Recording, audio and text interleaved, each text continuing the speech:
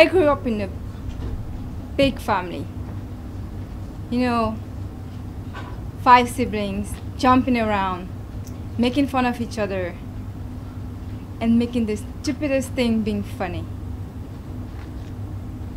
I remember those days when I felt connected. I remember being very close to one of my sisters. We, spend nights talking, laughing in our rooms because we shared the same room. And I remember my mom shouting, "Girls, go to bed, you have to go to school tomorrow." I remember us having homework times, and it would always turn into discussion and laughing times. It was never a good idea to study together. I remember those days when my mom would come home from work and we were so excited to see her, and we would just jump on her and feel her warmness. I remember those days where I felt like I belonged to somewhere.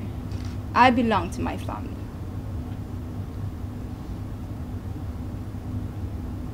And then as time went by, there were a lot of experiences that started happening in my life and that was about to change me forever. It started with mocking laughs in the street. I remember those group of guys laughing when I was walking with my sister. We were going to the market. And we kept working as nothing was happening. And then there was this one guy staring at me with his funny, his mocking smile on his face, and shouted, "Mekat." I mean, for you it means nothing. It's just a word. But think about this one word that you will hate people to call you by. It could be the B word or the N word or a word that defines your culture or your religion. That's how I felt like. Again, I didn't know the meaning of that word, but I felt like by his look, it wasn't hi or how are you. And again, I kept working as if nothing happened because this guy didn't know me, so whatever he thinks, I don't care. But then, I also remember my first day in high school.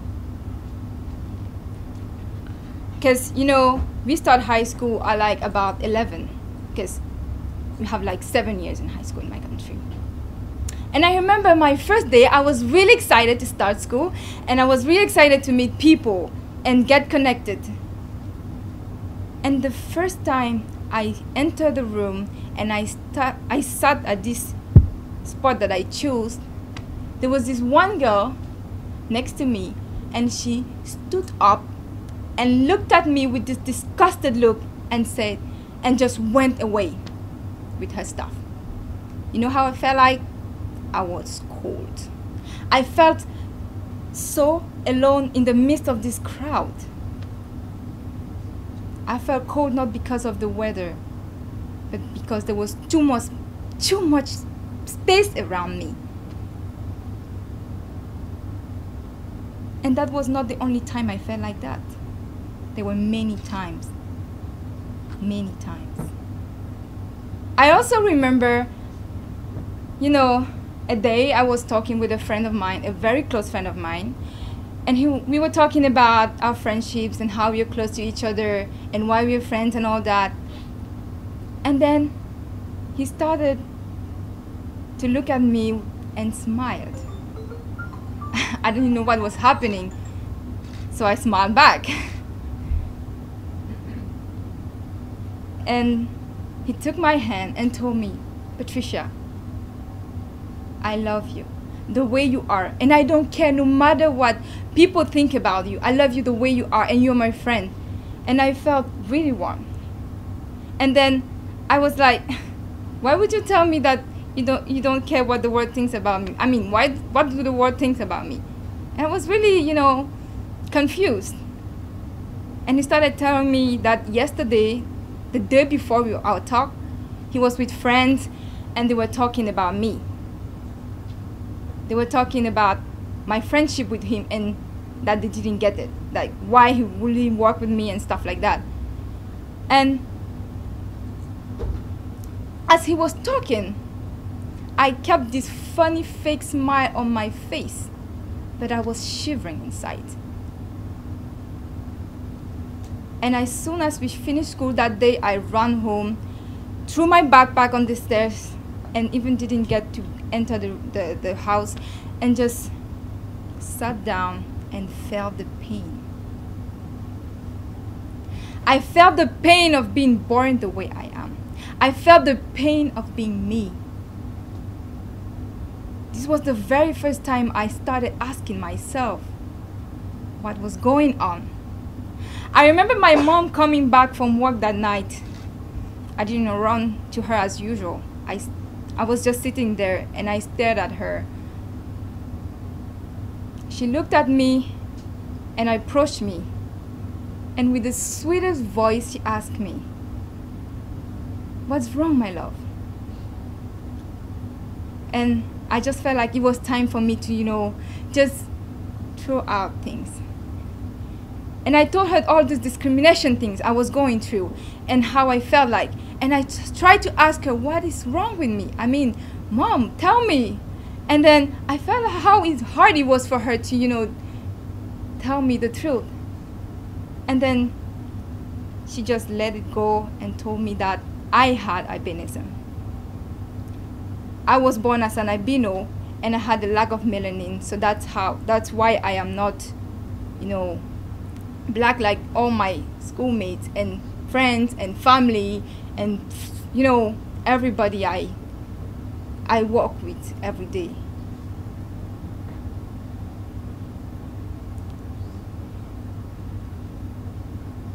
At that time, I was trying to just swallow it.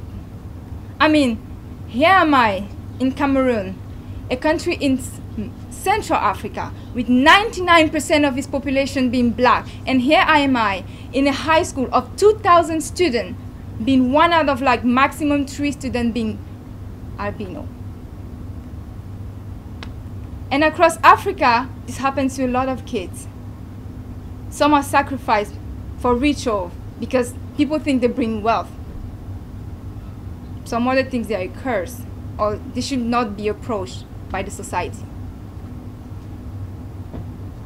I started asking myself questions. Why did this happen to me? I mean, that could have happened to 1,000 other people, but it happened to me. Why? And at that point of my life shifted from being this peaceful childhood, full of love and joy and simplicity, to a life full of questions without answers.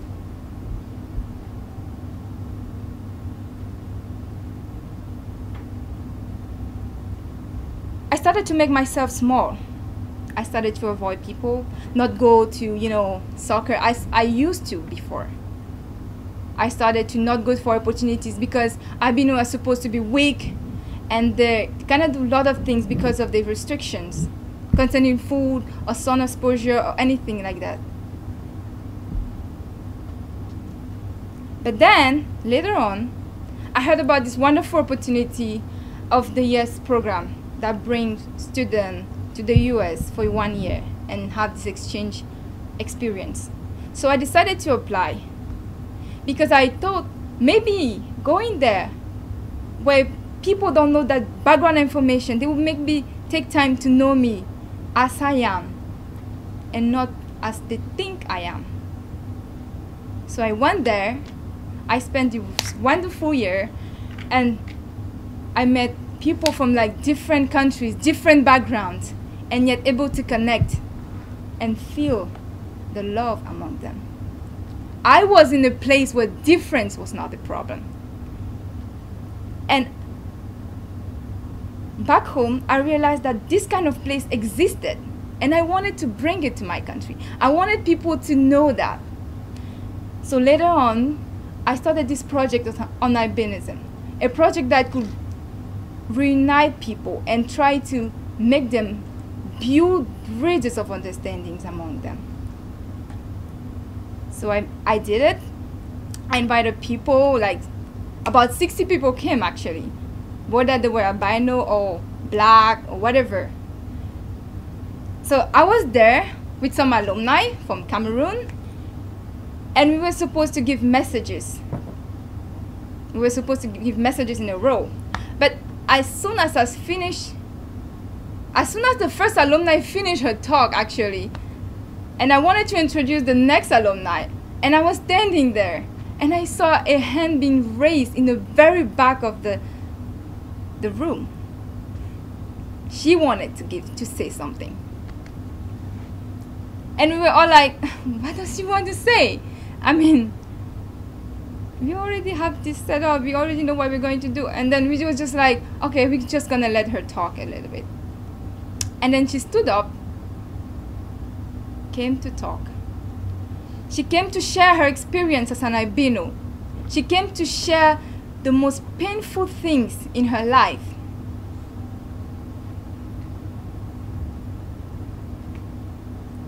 The one thing I remember was when she was telling the story of when she had her first job interview. She pictured when she entered the room of the interview, and this was this guy looking at her with this disgusted look and saying, probably in his mind, how did she even make it here? Who let that happen? And as she was talking, I could feel the relation between her story and mine. This girl has just used her burden of being an albino to inspire people. Whether it was this guy probably thinking and usually probably insulting albino in the street, maybe it was a time for him to realize how hard it was for the albino people. Or whether it was a time for me to learn that the hardest things in our life are the things that improve us the most.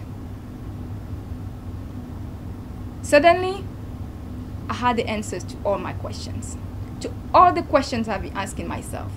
Maybe I was born as an albino to understand how it feels like and fight for those who are like me, feeling different, feeling alone. So I realized that I am the master of my life. I'm the one who chooses to be happy. So I choose to be happy. I choose to be strong. I choose to fight. Because I want those choices to help me transform my burden of being an albino to a beautiful inspiration for others. What about you? We all have burdens. We all have this one thing that we hate people to point out about us. We all have this thing that we will never tell to people.